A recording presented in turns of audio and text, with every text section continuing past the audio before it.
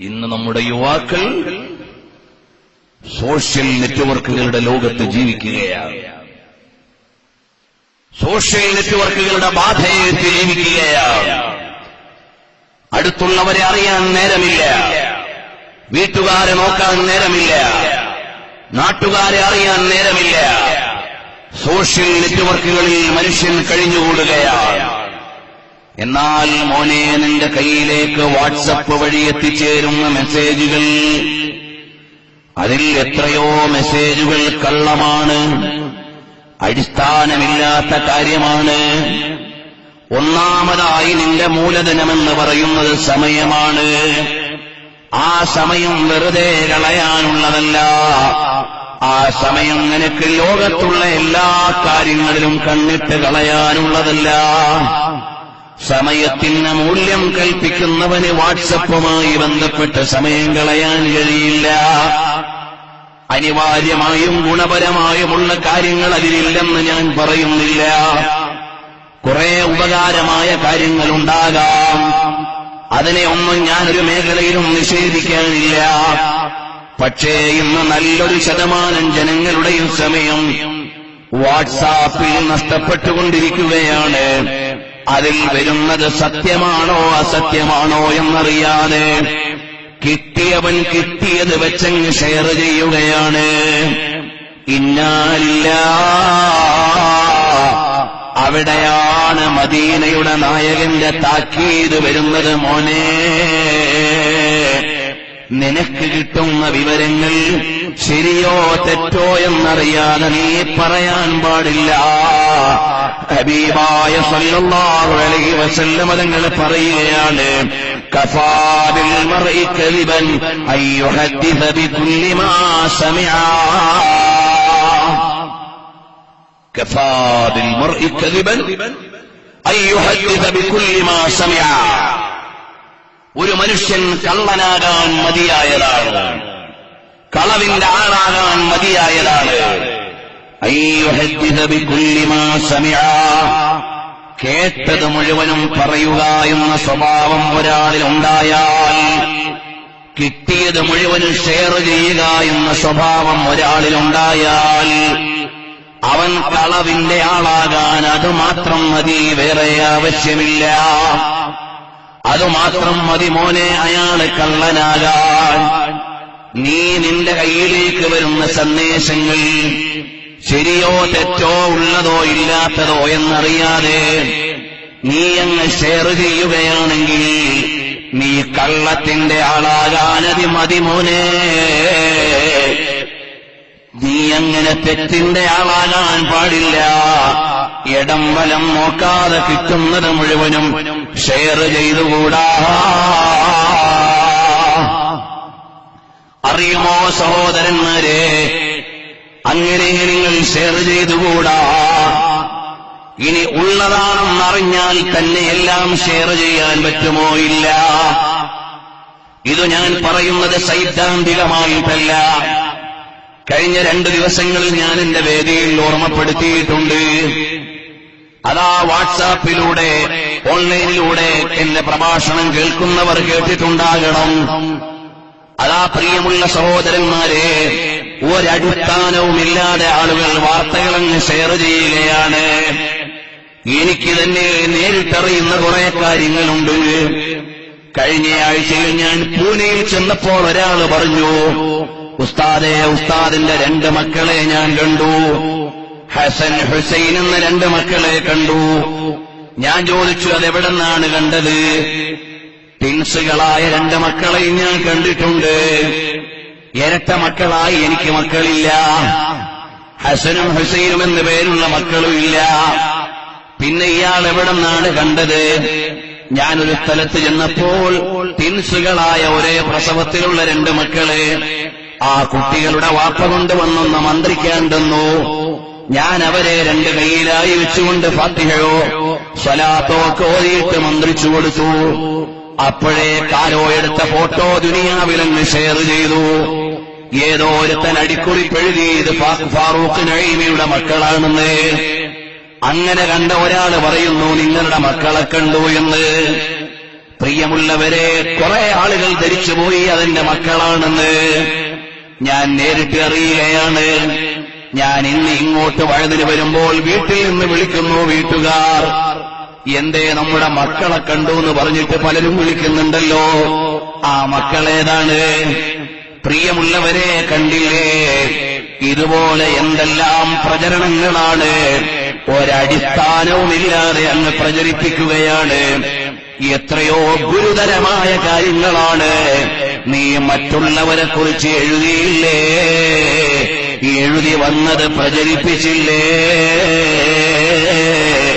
എന്റെ പ്രിയമുള്ള സഹോദരാ, അതുകൊണ്ട് നീ നിന്റെ സോഷ്യൽ നെറ്റ്വർക്കിൽ ഇടപെടുമ്പോ ഇവിടെ എന്റെ ഹബീബിന്റെ പാഠമെന്താണ്? കഫാബിൽ മർഇ കദിബൻ അൻ യുഹദ്ദിസ ബികുല്ലി മാ സമിഅ.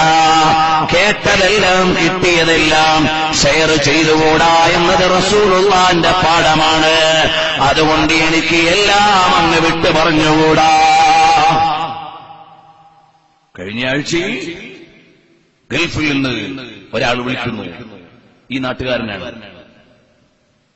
വിളിച്ചിട്ട് പറഞ്ഞു, ഉസ്താദേ, നിങ്ങൾ ആ ജൗഹരി മരണപ്പെട്ട ദുഃഖത്തിലായിരിക്കും എന്ന് വിചാരിച്ചിട്ടാണ് ഞാൻ രാവിലെ വിളിക്കാൻ വിളിക്കാൻ. ഞാൻ ചോദിച്ചു, ഏത് ജൗഹരി?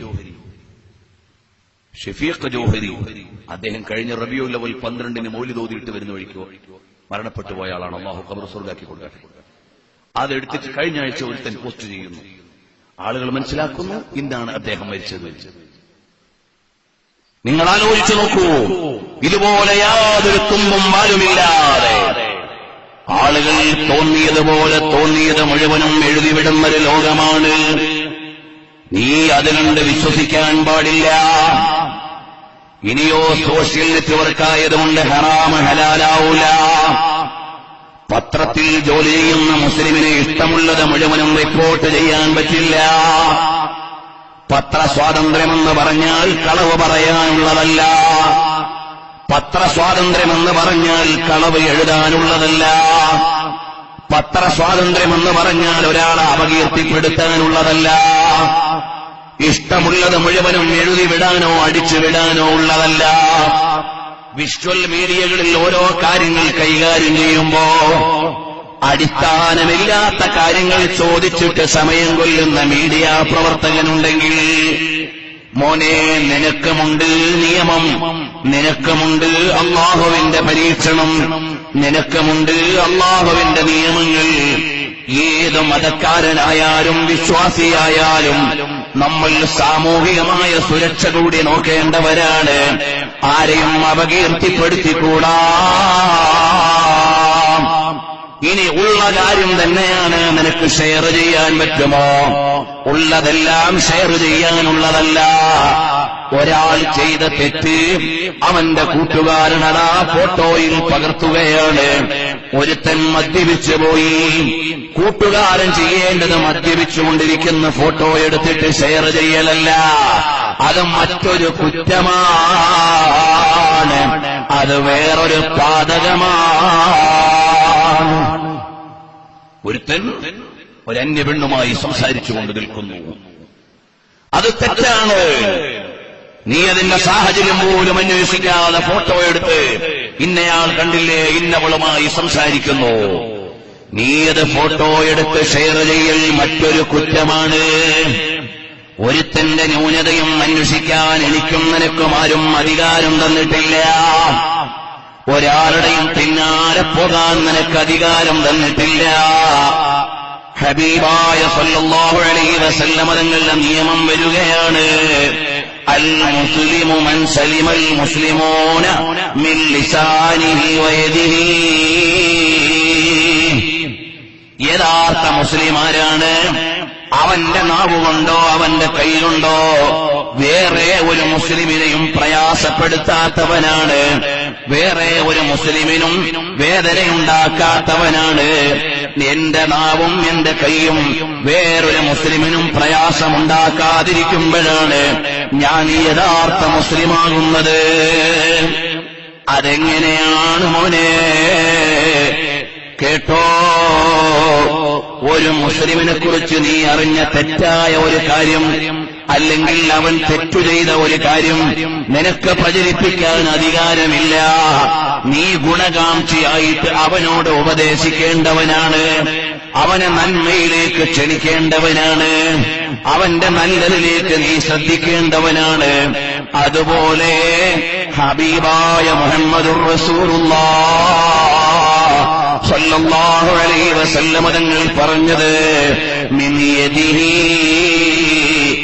എന്റെ കൈകൊണ്ട് ഒരു മുസ്ലിമിനെയും വേദനിപ്പിച്ചുകൂടാ. കൈകൊണ്ട് വേദനിപ്പിക്കുക എന്ന് പറഞ്ഞാൽ പണ്ട് നമ്മൾ മനസ്സിലാക്കിയത് തല്ലുക, തള്ളുക, ഉന്തുക, പിടിക്കുക ഇതൊക്കെയാണ്. ഇന്നത് മാത്രമല്ല, നീ ക്ലിക്ക് ചെയ്യുന്നതും ഒരു മുസ്ലിമിനെ വേദനിപ്പിക്കാൻ പാടില്ല. നീ തെറ്റായ ഒരു മെസ്സേജ്, അതാ ഒരാളെക്കുറിച്ച് മോശമായ ഒരു വാർത്ത നിന്റെ ഫേസ്ബുക്കിലോ അല്ലെങ്കിൽ നിന്റെ വാട്സാപ്പിലോ വന്നു. സോഷ്യൽ നെറ്റ്വർക്ക് എന്ന് പറഞ്ഞാൽ സമൂഹം കൊളമാക്കാനുള്ള നെറ്റ്വർക്ക് എന്ന് മാറ്റി എഴുതേണ്ട കാലമാണ്. നീ അതിലേതെങ്കിലും ക്ലിക്ക് ചെയ്തിട്ട് നിന്റെ ക്ലിക്ക് കൊണ്ട്, നിന്റെ പ്രസ് കൊണ്ട് ഒരു മുസ്ലിമിന്റെ മാനത്തിന് കേടുവന്നാൽ, ഒരാളെ മാനം കെടുത്തിയാൽ മോനെ അത് വലിയ അപരാധമാണ്. എന്റെ യുവാക്കളോട് ഞാൻ വിനയപുരസ്സരം പറയുകയാണ്, അത്തരം അരുതായ്മകളിലേക്ക് വീണു പോകല്ലേ മോനെ. ഹബീബായ മുഹമ്മദുർ റസൂലുള്ളാഹ് സ്വല്ലല്ലാഹു അലൈഹി വസല്ലം തങ്ങൾ സ്വകാര്യതയിലും പരസ്യത്തിലും എങ്ങനെയാണ് ജീവിക്കേണ്ടതെന്ന് കൃത്യമായ നിയമം നൽകിയ നേതാവാണ്. നിനക്ക് തോന്നിയതുപോലെ ജീവിച്ചുകൂടാ. റഹ്മത്തുൽ ലിൽ ആലമീൻ സല്ലല്ലാഹു അലൈഹി വസല്ലം തങ്ങളുടെ നിയമങ്ങളെ നീ അറിയണം, ഹബീബിനെ നീ ചിന്തിക്കണം. ഹബീബായ മുഹമ്മദുർ റസൂലുള്ളാഹ് സല്ലല്ലാഹു അലൈഹി വസല്ലം തങ്ങളെ മനസ്സറിഞ്ഞ് സ്നേഹിച്ച് ഹബീബിനോട് നല്ല സ്നേഹം നിലനിർത്തിയിട്ട് അവിടുത്തെ പ്രണയലോകത്ത് ചേരണേ മോനെ. ഒന്ന് രണ്ട് മഹാന്മാരുടെ ഉദാഹരണം ഞാൻ പറയുകയാണ്.